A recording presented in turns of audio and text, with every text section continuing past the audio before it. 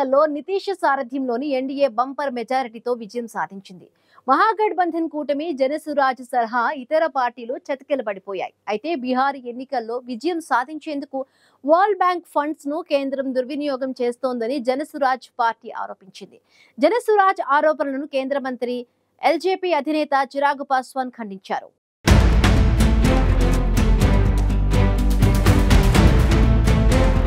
Bihar assembly ఎన్నికల్లో NDA భారీ విజయాన్ని సాధించింది.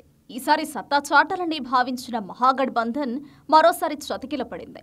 ఇక ప్రశాంత్ కిషోర్ సారథ్యంలోని జనసురాజ్ పార్టీ కనీసం ఖాతా కూడా తెరవలేకపోయింది. బీహార్ ఎన్నికల ఫలితాల అనంతరం కేంద్రంపై జనసురాజ్ పార్టీ సంచలన ఆరోపణలు చేసింది. బీహార్ అసెంబ్లీ ఎన్నికలకు ముందు ముఖ్యమంత్రి మహిళా రోజ్గార్ యోజన పేరుతో నితీష్ సర్కార్ అక్కడి మహిళలకు నవరాత్రి కానుక అందించింది. ఒక్కొక్కరికి 10,000 చొప్పున లక్షలాది మంది మహిళల ఖాతాల్లో డబ్బు జమ చేసింది. మహిళా సాధికారత, స్వయం ఉపాధి కల్పించడం కోసం ఈ నగదు అందించినట్లు ప్రధాని నరేంద్ర మోదీ పేర్కొన్నారు. ఆ తర్వాత వివిధ దశల్లో ఈ ఆర్థిక సహాయాన్ని 2 లక్షల వరకు పెంచుతామని ప్రకటించారు. స్వయం ఉపాధి కోసం పశుపోషణ, వ్యవసాయం, టైలరింగ్ వంటి రంగాల్లో ఆ మొత్తాన్ని ఉపయోగించుకోవచ్చని బీహార్ ప్రభుత్వం వెల్లడించింది.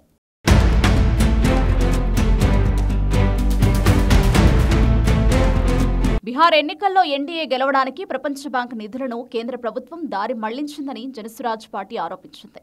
బీహార్లో ఎన్నికలకు రావడానికి సరిగ్గా గంట ముందు 14,000 కోట్ల ప్రపంచ బ్యాంక్ నిధులను ముఖ్యమంత్రి మహిళా రోజ్గార్ యోజనకు మళ్లించారని జనసురాజ్ పార్టీ వ్యవస్థాపకుడు ప్రశాంత్ కిషోర్, ఆ పార్టీ అధికార ప్రతినిధి పవన్ వర్మ ఆరోపించారు. బీహార్లోని 1.25 కోట్ల మంది మహిళల బ్యాంకు ఖాతాల్లో 10,000 రూపాయల చొప్పున జమయ్యాయని ప్రశాంత్ కిషోర్, పవన్ వర్మ ఆరోపించారు. అయితే ఈ ఆరోపణ నిజం కావచ్చు, కాకపోవచ్చని వారు తెలిపారు. జనసురాజ్ పార్టీ కేంద్రంపై చేసిన ఆరోపణలు సంచలనంగా మారాయి.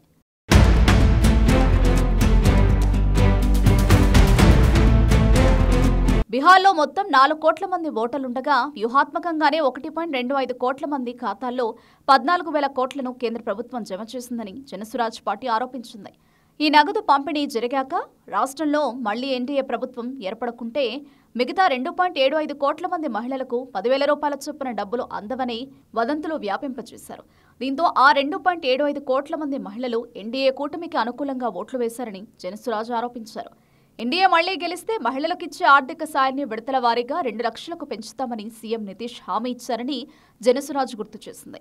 ఈ విధంగా ఎన్నికల ఫలితాన్ని ప్రభావితం చేసేందుకు ప్రపంచ బ్యాంకు నిధులను ఎన్డీఏ కూటమి సర్కార్ వాడుకుందని జనసురాజ్ పార్టీ పేర్కొంది. ఈ ఎన్నికల్లో జనసురాజ్ పార్టీ ఓటమికి ఇదొక ప్రధాన కారణమని జనసురాజ్ పేర్కొంది. ఒక కొత్త రాజకీయ పార్టీగా తాము భారీ అంచనాలతో ఎన్నికల్లో పోటీ చేశామని, కానీ తమ సందేశం, స్పందన సరిగ్గానే ఉన్నాయని జనసురాజ్ పేర్కొంది.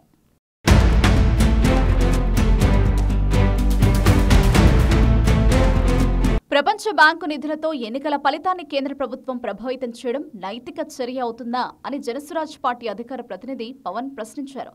ఈ విషయంలో తాము లీగల్గా ఏమీ చేయలేకపోవచ్చు, కానీ ఈ విధంగా నిధులను దారి మళ్లించడం, ఎన్నికల తర్వాత వివరణలు విడుదల చేయడం కేంద్ర సర్కారుకు అలవాటుగా మారిపోయిందని విమర్శించారు. త్వరలో పశ్చిమ బెంగాల్, తమిళనాడు సహా పలు బీజేపీ పాలిత రాష్ట్రాల్లో ఎన్నికలు జరగబోతున్నాయని చెప్పిన పవన్ వర్మ, ఎన్నికల్లో అన్ని పార్టీలు ఉచిత హామీలు ఇస్తుండటంతో ఇతర పార్టీలు సైతం వాటిని ఫాలో కావాల్సి వస్తోందని పేర్కొన్నారు. ఒకవేళ కేంద్రంపై తన ఆరోపణలే అవాస్తవమని తేలితే క్షమాపణ కోరుతానని, ఒకవేళ తాను చెబుతున్నది నిజమే అయి ఉంటే కేంద్రం చేసేది నైతిక చర్య అవుతుందా అని ప్రశ్నించారు.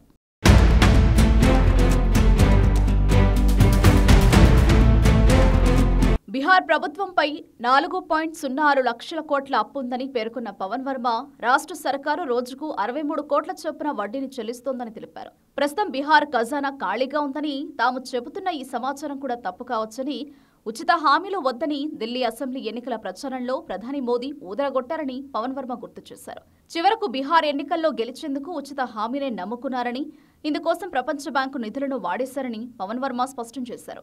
మరోవైపు బీహార్ ఎన్నికల్లో గెలిస్తే మద్యపాన నిషేధాన్ని ఎత్తేస్తామని ప్రశాంత్ కిషోర్ ప్రకటించడం మైనస్ పాయింట్గా మారిందని, ఈ హామీని మహిళలు నెగిటివ్గా తీసుకున్నారని పవన్ వర్మ పేర్కొన్నారు. ఇప్పుడు మద్యపాన నిషేధం వల్ల బ్లాక్ మార్కెట్లో ఎక్కువ రేట్లకు జనం మద్యం కొంటున్నారని, దీనివల్ల ఇంటి బడ్జెట్ తగ్గిపోతుందని, అయితే ఈ విషయాన్ని రాష్ట్ర మహిళలు పట్టించుకోలేదని పవన్ వర్మ తెలిపారు. మద్యపాన నిషేధాన్ని ఎత్తేస్తే మద్యం ధరలు తగ్గుతాయని, తక్కువ రేటుకే మద్యం కొనే పరిస్థితి వస్తే ఇంటి బడ్జెట్లో కోత పడదని మహిళలు తెలుసుకోవాలని పవన్ వర్మ సూచించారు. మద్యపాన నిషేధ చట్టాన్ని అతిక్రమించారనే ఆరోపణలతో 2 లక్షల మందికి పైగా జైలు పాలయ్యారని పవన్ వర్మ మండిపడ్డారు. మహిళల్లో ఎక్కువ మంది నిరుపేద దళితులే ఉన్నారని, కనీసం బెయిల్ కూడా తెచ్చుకునే డబ్బులు కూడా వాళ్ల దగ్గర లేవని పవన్ వర్మ తెలిపారు.